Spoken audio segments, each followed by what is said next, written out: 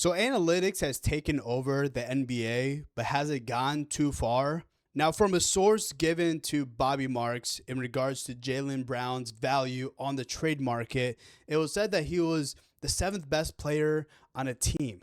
Now, that's fucking ridiculous. Because you have to, I know analytics is a big piece, and that's why you have guys like Josh Hart being able to make an impact on the Knicks because the analytics say, hey, he's actually a good player. It doesn't always have to show up on a stat sheet. But my God, it's getting fucking ridiculous. Just use the eyeball test to see if a player is good. A lot of things, hustle plays is a big thing. Anyone that's seen Jaylen Brown during the finals when they defeated the Mavericks knew he was the best player on the court. I know Luka Doncic, for his heroics on the offensive side of the floor, is a phenomenal player. But Jaylen Brown brings it offensively, defensively. He's a fucking dog. And to say that he's the seventh best player on a team is just ridiculous. I don't know how you can say that. I don't know how any intelligent person can say that when looking at the player. Now, there's a lot of smoke going on when it comes to his trade value. Now, are the Celtics actually entertaining offers for Jaylen Brown? I mean, I don't know why. I mean, you had a championship team. You won the championship a couple years ago. You fell short here last year, but there's no reason to break it up. I think you have to run it back. Maybe, I don't know if it's Jaylen Brown being stubborn and saying he wants to be a part of a team that he gets to call his own, or if there's some rift between him and Jason Tatum, but I find it very, very odd. I think the analytical nerds have a place. They do a lot of good. There's some underutilized players, like I mentioned, Josh Hart, and I'm sure other players exist as well that need advanced analytics to show people how good they really are.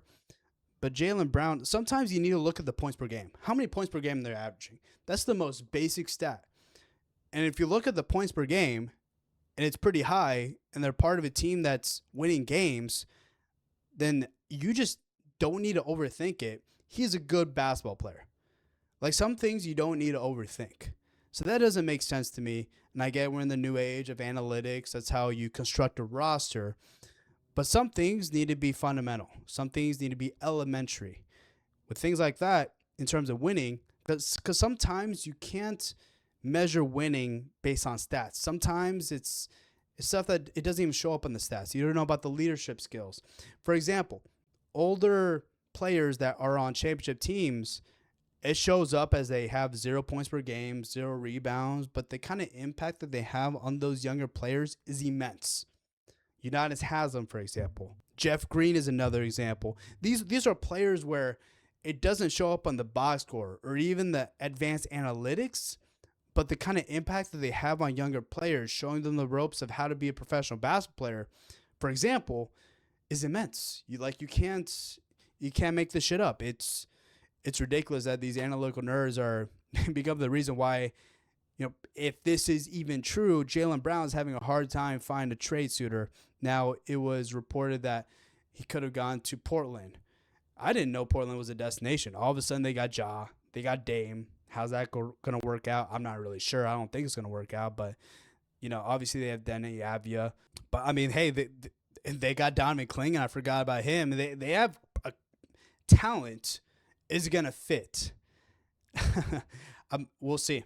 Probably not going to work out, but they're talented. They're one of those. They're going to be one of those pesky teams that they'll beat you on any given night, but not consistent enough to make a deep run. They can sneak in the playoffs. I don't think they'll make a deep run. But it would have been interesting if you would have brought Jaylen Brown in the fold. Man, Ja, Dame, you're just collecting talent. I know that's not what wins games, but it would have been fun to see and experiment. Okay, what can you do with this collection of talent? And I think that's what a team like Portland should be doing. Just collect a bunch of talent. Hopefully it works. I mean, sure, you're dealing with an owner that isn't willing to spend money on players or even on the team. And so he seems like a cheap owner. He seems like a Robert Sarver on steroids. But it would have been fun to experiment and see how that goes. Maybe it goes well. Probably not. But it would have been fun. Yeah, but these nerds need to stay in their fucking lane. Same thing in baseball. It's even worse in baseball. There's so many more stats in baseball. NFL, not so much. But yeah, mostly baseball, NBA. That's how these nerds are coming out of these Ivy League schools, getting these jobs as scouts, maybe not scouts, but these jobs where they all they do is just crunch numbers, which shit it works. A lot of these teams are built off of math, analytics, data, stats, whatever you want to call it. Which if that's helping your team win, cool. But I think certain things, that's why it's so good having former players or people that play the game or that they can just have a feel for the game because some things go beyond the stats. It's not all stats, it's not all numbers. Sometimes you can just look at a player and get to know the player and say, hey, he's not the seventh best player on the team. He's a championship level player. He's a finals MVP. He's a potential MVP of this league. I think Jaylen Brown could be, I think, in my opinion, it depends on the situation because it seems like it's in shambles right now in Boston.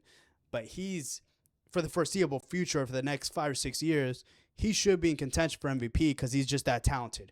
He brings it defensively. Offensively, it's come a long way since he's been in the league. He's always known as a defensive guy. Now offensively, he's just bringing it all together. Now he's in his prime. So Jaylen Brown, I mean, you just have to look at the tape.